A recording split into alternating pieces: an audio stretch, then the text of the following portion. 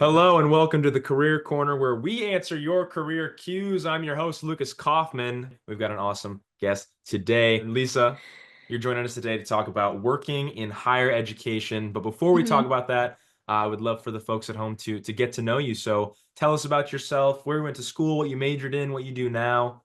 Lay it on us. Yeah, absolutely.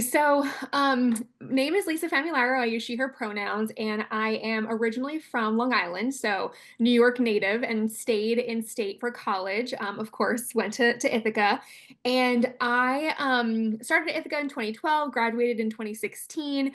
Was undecided for a bit, so I was part of the exploratory program for about a year, and then ultimately declared a major in business administration with a concentration in management. So that's what I graduated with. And then post grad, I actually moved immediately to Connecticut, which is where I reside now. I went to the University of Connecticut for a 2-year master's program in higher education and student affairs, which I know is our topic for today.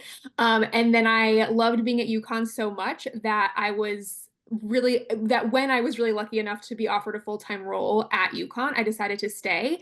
And that's what kickstarted my UConn career, or my higher ed career, I should say. And the UConn grad program that I was in is also where I met my wife. So we are now married after meeting in that program, and we have a daughter who was born just last year. Incredible. So much to talk about just there alone. First of all, congratulations on your Thank you. your marriage and your baby. Incredible stuff. Oh my gosh, right at the start. So I want to ask you before we dive into some more specific questions here. When we talk about working in higher education, what does that mean? Yeah, so I would say, to put it in its simplest form, it really means working at an institution of higher education. So typically that's going to be a college, a university, a community college. There are some other like nonprofits or government organizations that are in the higher education sphere as well. But most commonly, when you hear that phrase, it's referring to working in a university or a college. And within that, there's a lot of different facets or sort of functional areas that you can be in. So, personally, and I'm sure we'll talk more about this, but I work in career services, which is a division of kind of the services that a university provides students. But there are so many things. Some of the other ones you might be familiar with are things like residential life, student activities, leadership programs, orientation. Those all kind of fall under like student affairs. Then there's the academic affairs umbrella, which includes things like academic advising, like tutoring services, support for students who might be on academic probation or struggling academically. Then there's more of the business side of higher ed. So the marketing team, the finance team, the operations team, you name it, there's really like a role in higher ed that kind of matches that interest. But personally, I'm really passionate about the student academic affairs side of things. Incredible. And are all careers within higher education, are they always related directly to the operations of the institution? Or are there other kind of career paths available? What are the options for careers to the full spectrum? Yeah, that's a really good question. I would say fundamentally, every role at a university ultimately exists to support the students that attend that university, because that's why universities kind of exist. But there are roles that are also a little bit less student facing. So one example of that is, there are a lot of faculty members at universities, and they are often engaged in both teaching and research. So, in order to have their research operations go smoothly, be covered all the time, it's often more than a one-person job. So, they might hire research assistants or research coordinators. And that's a role that may not be directly in support of student services per se, but it is something that's making the university run, helping the faculty learn, and in turn, enabling that faculty member to pass new knowledge on to their students. So, that's one example. And another example might be something like, in the career services office, we have a team of employer relations staff members. Their main role is to build relationships with employers. But the purpose of that role is to ultimately allow students and employers to build relationships as well, so that the students can get hired, get internships, things like that. So, again, fundamentally, roles in higher ed are meant to support students that attend universities, but that doesn't mean that the day to day of every position in higher ed is directly like student, one on one interaction. And something that popped in my head while you were talking. So these careers in higher ed is if somebody looking to get into this field, do you need to have an advanced degree, a higher education degree to work within that field, or can you get involved in other ways? Yeah, another really good question. And the short answer is no, you do not need an advanced degree to get into higher education. That's not to say that you can't have a higher or an advanced degree and get into higher ed. Many people do, but it is not required.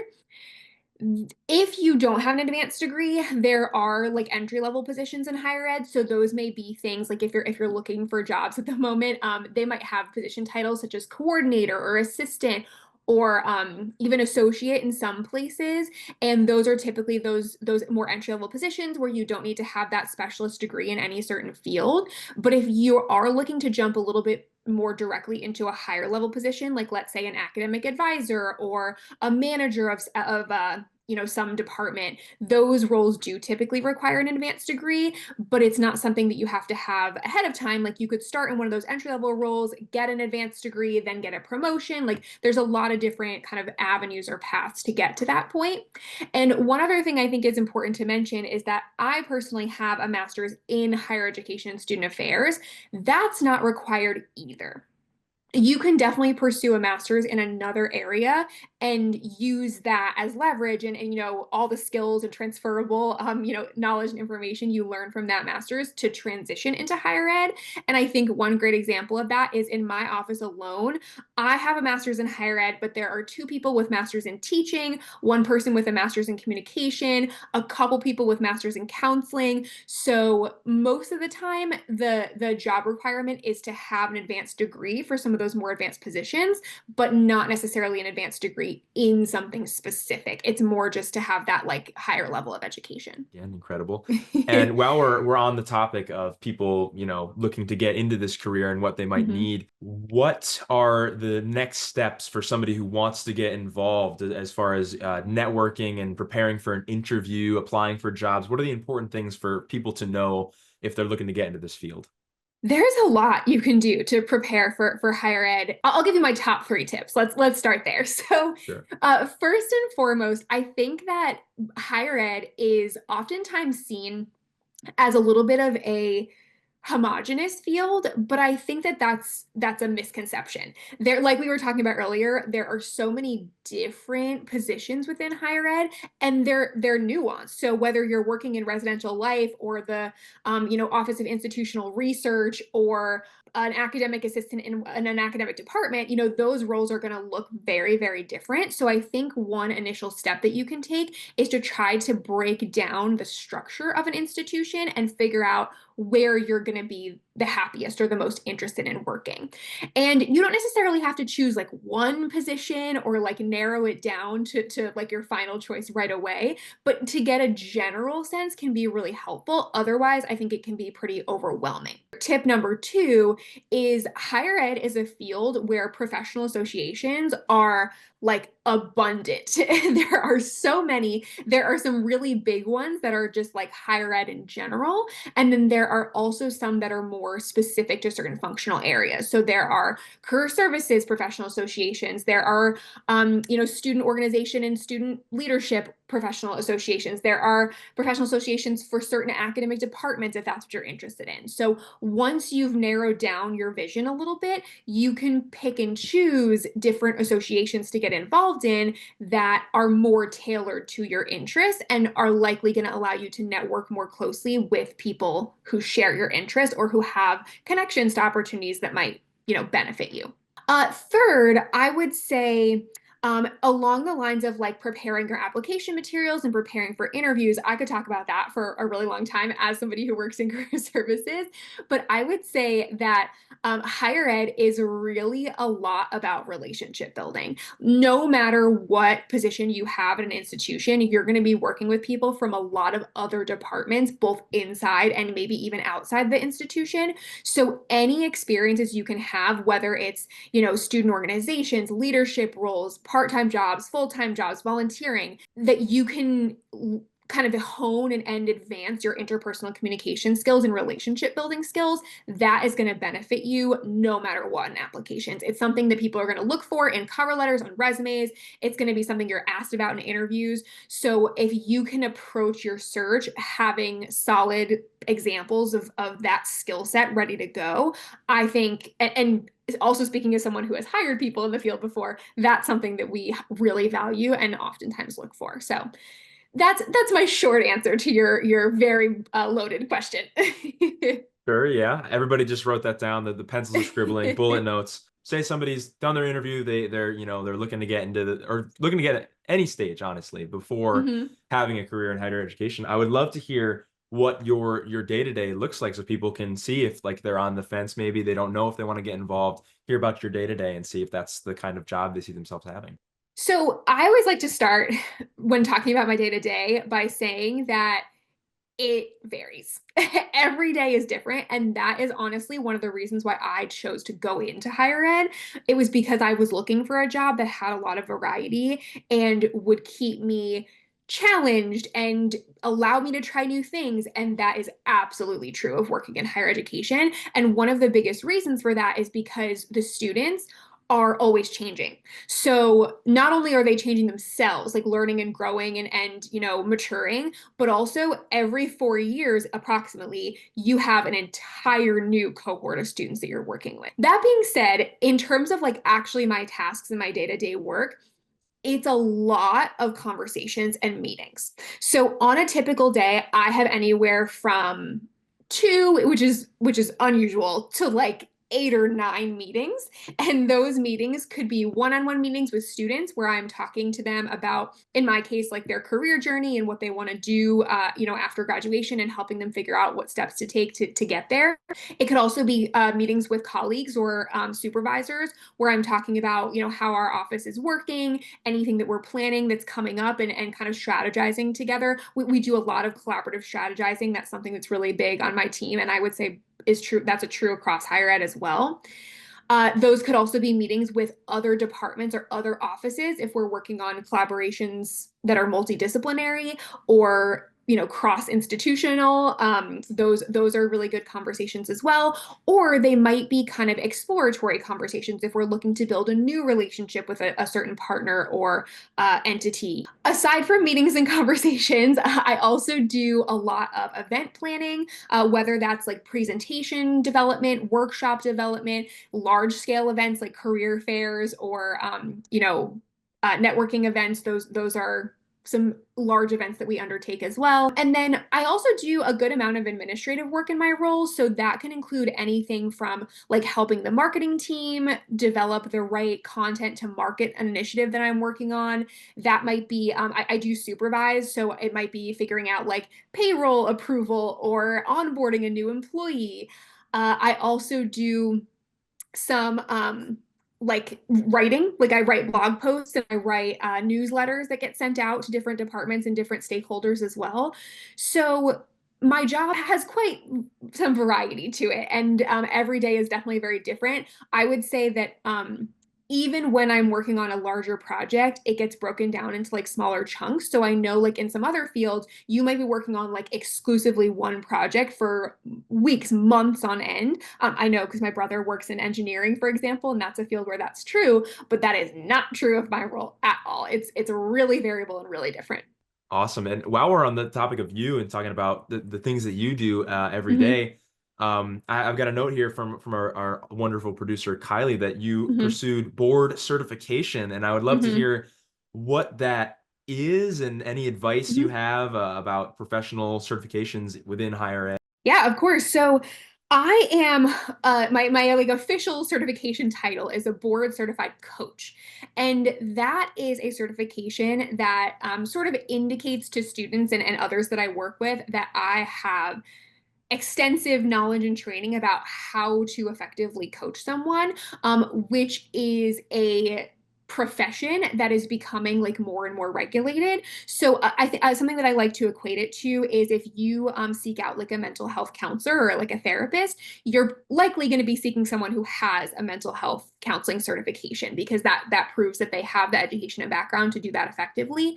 That is something that is starting to make its way into other fields as well. And coaching is one of those fields. So I decided to pursue that certification just to kind of make sure that my own skill set was up to par. Having a certification like that is not required. It's something that I chose to do just as something to kind of add to my resume, to add to my credentials. Similar to how I mentioned earlier that like a master's or an advanced degree is not required for higher ed. However, I don't know what the future is going to look like. And I think that's important to mention because I think that we could move in really one of three directions. One being we could stay at this like a little bit ambiguous phase where nothing's required, but it might be recommended or it might be helpful and you can like make your own decision.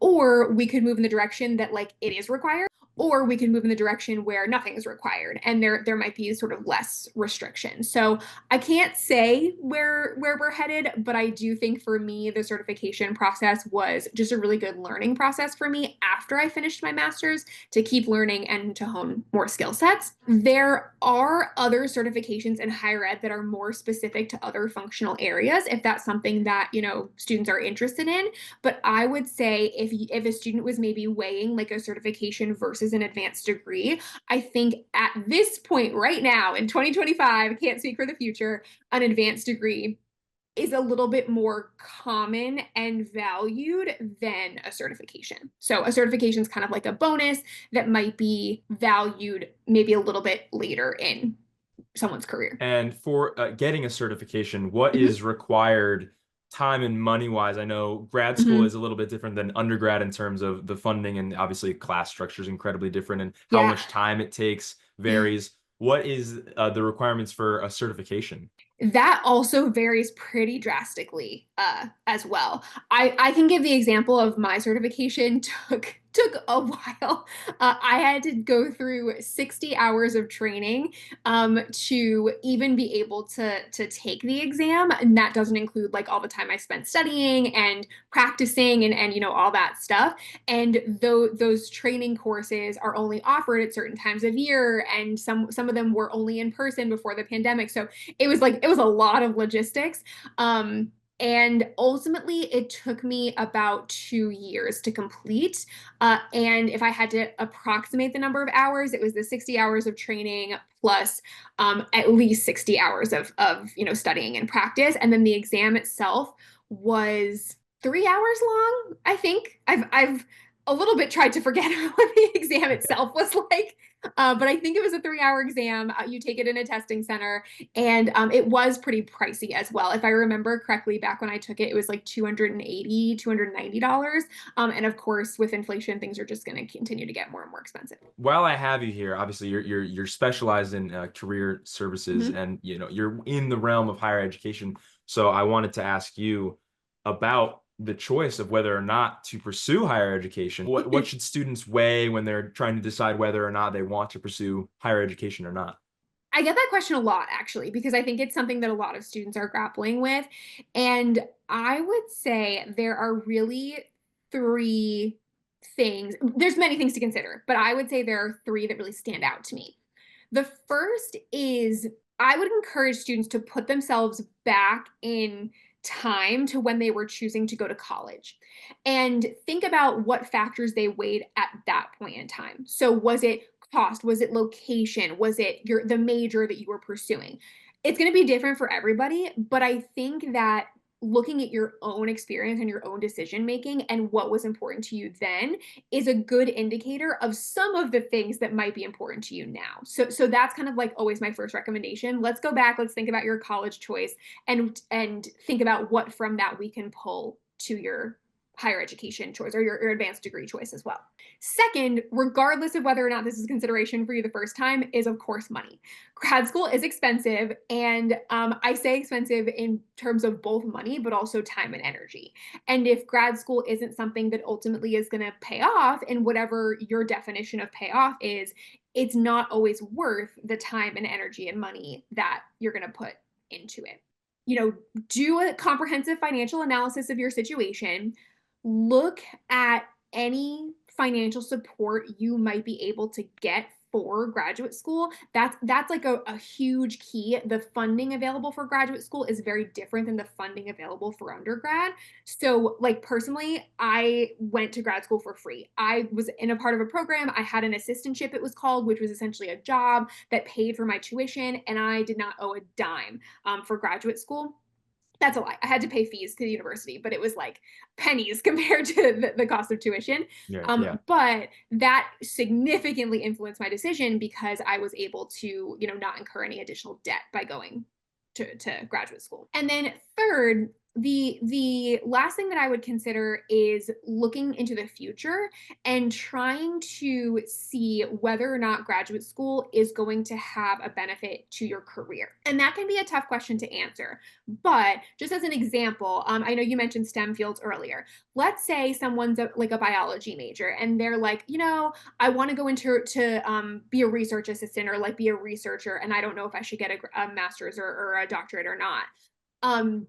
If they want to stay at like the research assistant level and support research that's already happening, or maybe they even want to become a research technician and specialize in a certain procedure that can be done as part of research, you don't need an advanced degree to do that. Like you could work in that field for, 40, 50 years without needing that graduate degree. So it might not be worth it to get one.